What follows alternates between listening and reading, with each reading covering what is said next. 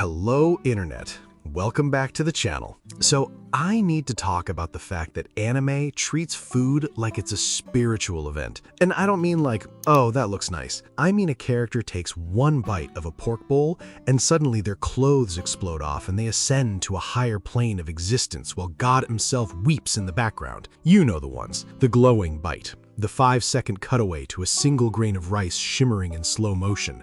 Some dude crying actual tears into a bowl of ramen like it just apologized for his childhood. And for the longest time, I just accepted this. Like, yeah, sure, anime food does the sparkle thing, whatever, that's just a genre quirk. Moving on. But then I actually stopped and looked at it and I was like, why is this so intense? Why does a bowl of noodles get animated with more love and care than most anime give their actual fight scenes? Why is every meal shot like it's the Last Supper? And it turns out there's a reason, and it's not a cute one. Because here's the thing nobody tells you. That reverence you're watching, all that glowing, weeping, this is the best thing I've ever eaten energy, it's built on top of a country that genuinely starved. Like, actually, not that long ago, within your grandparents' lifetime kind of starved. And what you're seeing when anime worships a plain bowl of rice is not silly. It's a whole culture quietly processing something most fans have no idea even happened. So today, we're getting into why anime treats food like a religion, and why the answer is way heavier than the sparkles let on. Let's get into it. Okay, so first, let me convince you this isn't just one show being extra, because it'd be easy to write this off as a Food Wars thing. And if you haven't seen Food Wars, that's the one where every meal is basically a cooking battle, and when someone eats the winning dish, their clothes evaporate and they get launched into a personal sex dream about the food. I'm not exaggerating, that's the actual show. It's fun. It's insane, but you could look at that and go, okay, that's just parody, that's the joke, that's not real. Except it's everywhere. It's not just the food shows. Take Ghibli. Studio Ghibli will stop an entire movie to watch someone make breakfast. The bacon and eggs in Howl's Moving Castle. The ramen in Ponyo. That onigiri scene in Spirited Away where she's crying while she eats. There's no fight happening. Nobody's saving the world in that moment. It's just food, steam, and a face slowly relaxing after the first bite. And Miyazaki animates it like it's the most important thing in the film, because to him, it kind of is. There's this thing people always quote about why Ghibli food looks so good, and it's basically that Miyazaki wants the food to look warm, soft, like you could reach in and eat it, and the whole point is you're supposed to feel it without anyone saying a word. The meal does the talking. Then on the complete other end, you've got Toriko, which took food and turned it into a shonen power system. Like Dragon Ball, but the Dragon Balls are steak. These dudes go on epic quests to hunt legendary ingredients, and it's treated with the same weight as fighting a demon king. Food as the entire adventure. And then there's the small stuff, the itadakimasu before every meal, the bento someone made for the person they like, and it means way more than the bento, the instant ramen eaten alone at 2 a.m. that somehow says everything about a character's whole life. Yuri on Ice built emotional beats around a pork cutlet bowl. There are entire slice of life shows that are just people eating and talking, and that's the plot, and it works. So this isn't a gimmick from one series. Comedy, fantasy, slice of life, kids movies, war dramas, all of it. Food keeps getting treated like it carries something, like it means more than dinner. And once you notice that, you can't unnotice it. The question stops being, why is this show like this? And becomes, why is the whole medium like this? Which is where it stops being funny. So here's where I have to change the vibe a little. Stay with me. Because to understand why anime does this, you have to go back to what Japan actually went through. And it's more recent than you'd think. World War II ends in 1945. Japan loses. And the country that's left over is, to put it lightly, wrecked. Cities firebombed to ash. But the part nobody really talks about, the part that matters here, is that Japan was starving. And I mean that literally. In 1945, the rice harvest collapsed, dropped almost 70% in a single year. Bad weather, the war, and the fact that Japan had just lost the colonies it used to get rice from, all at once. So there's suddenly way less food, and on top of that, millions of people coming back home from overseas who all need to eat. Less food, more mouths. You can do that math. Rations got cut to under 1,800 calories a day. In Tokyo, it dropped even lower than that at points, like 1,300. That's not a diet. That's the government handing you less than your body needs to function and going, good luck. And the rations were often late or just didn't show up, so people survived on the black market or didn't survive at all. There's this detail I can't stop thinking about. A woman who lived through it as a kid described eating every single part of the sweet potato plant. Leaves, stems, all of it. And when they ran out of that, they ate beetles. Beetle larvae, bugs they dug out of the dirt at the roots of the plants, roasted or mashed up for protein. That's what we didn't have enough food actually looked like on the ground. And it was bad enough that the newspapers at the time were openly predicting that 10 million people were going to starve to death. 10 million! That was the headline. That was the fear people were living inside.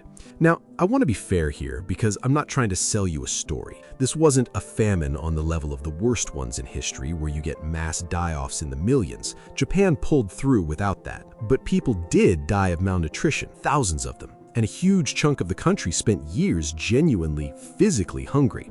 Kids grew up not knowing if there'd be enough. That was normal for a while. And here's the part that makes it land. This isn't ancient history. The rationing dragged on into the 1950s. The country didn't really claw its way back to a normal standard of living until the mid-50s. So the people who lived through this, who remember being that hungry, they're not some distant ancestors. They're the grandparents, the great-grandparents, the people who raised the people who made the anime you're watching. That memory doesn't just disappear. It gets passed down. It shows up in how a whole culture feels about a full plate. And that's when the sparkles start to make sense.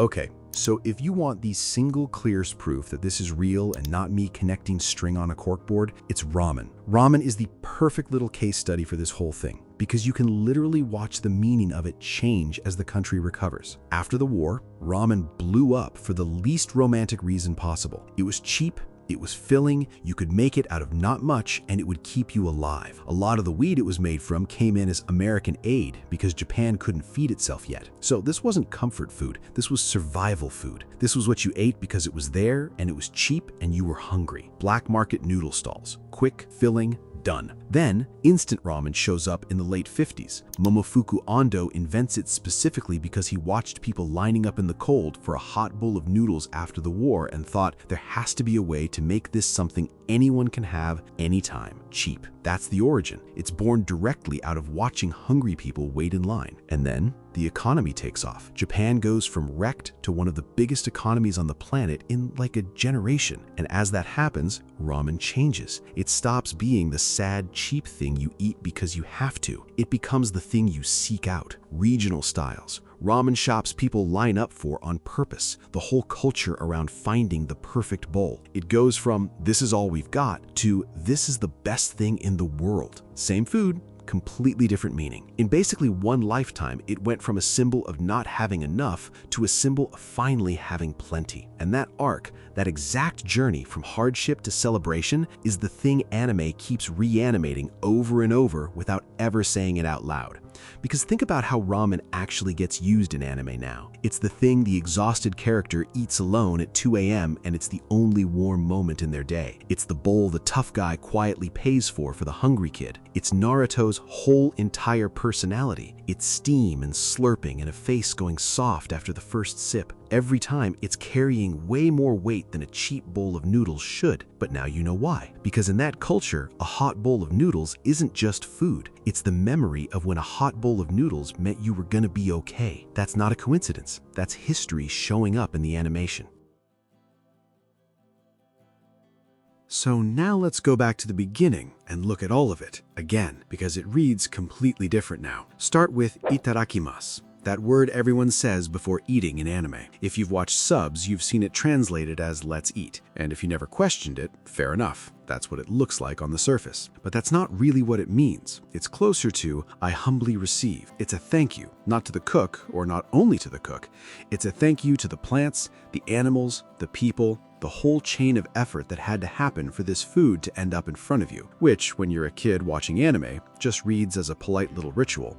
but put it next to a country that spent years not knowing if the food was coming, and it stops being polite. It becomes real. You say thank you for the meal, because there was a time, not that long ago, when the meal genuinely might not have been there. And then there's Grave of the Fireflies. If you don't know it, it's a Ghibli film about two kids trying to survive after the firebombing of Kobe. And I'm not going to spoil it, but I will say it is one of the most devastating pieces of animation ever made, and I'm not fully okay after watching it. And food is at the center of the whole thing. Not glowing, sparkling, beautiful food. The opposite. Food you can't get. A tin of fruit drops that becomes the most precious object in the world. A little girl slowly starving while her brother does everything he can and it isn't enough. That movie is the other side of the sparkle. It's the same culture, the same medium, looking directly at the hunger instead of animating its way around it. And it's not the only one. There's Barefoot Gen, In This Corner of the World, whole works built around rationing and hunger, and the daily grind of trying to find enough to eat in a wrecked country. Even the early Sazae-san comics, this super wholesome family thing, were partly about ration lines and bartering for food, because that was just life at the time. So you've got the whole spectrum. On one end, the exploding clothes food orgasm. On the other, and a little girl starving to death. And the fans only ever see the first one and think it's just a fun anime thing. But they're the same thing. They come from the same place. One is the wound, and the other is the celebration. And you don't get the celebration without the wound. That's the part that gets me. All that over-the-top reverence, the glowing bite, the tears in the ramen, the way a full plate gets animated like a miracle. That's not random. That's a culture that's starved, learning how to animate abundance. That's what it looks like when a whole society takes something it was once terrified of losing and turns it into a celebration instead. The sparkles were never silly. They were relief. All right, anime folk, that's the video. And I want to be clear, I just found this interesting as someone who's watched anime for a long time. And the attention to detail on the food has always made me go, why? Like, why is it like this? And that's what this video is. Me finally pulling the thread until history fell out. But that's kind of the thing that gets me about anime in general. You come for the exploding food reactions and the glowing ramen, and if you actually stop and look, there's usually something real sitting underneath it. A whole country processed a famine most of us never even knew happened, and it did it one lovingly animated bowl of noodles at a time. Wild. So I'll throw it to you. First, what's the anime food scene that lives in your head rent-free? The one you think about way more than you should. Second, did you already know about Japan's post-war food crisis? Or is this the first time anyone's connected it for you? And third, be honest, has an anime ever made you genuinely hungry at 3 a.m. for a dish you've never even had? Because I know it's not just me. Drop it all in the comments. I'll be down there reading them, judging your ramen takes quietly, and probably replying to way too many of them like I've got nothing better to do. Thank you for watching. Seriously, if you made it this far, like the video, subscribe if you're new, share it with the one friend who won't shut up about anime. They'll get it. It genuinely helps the channel more than you'd think. Now, if you'll excuse me, I have to go stare into my fridge and feel nothing, because real-life food does not sparkle, and I've never forgiven it for that. I hope you have an awesome day, and peace out.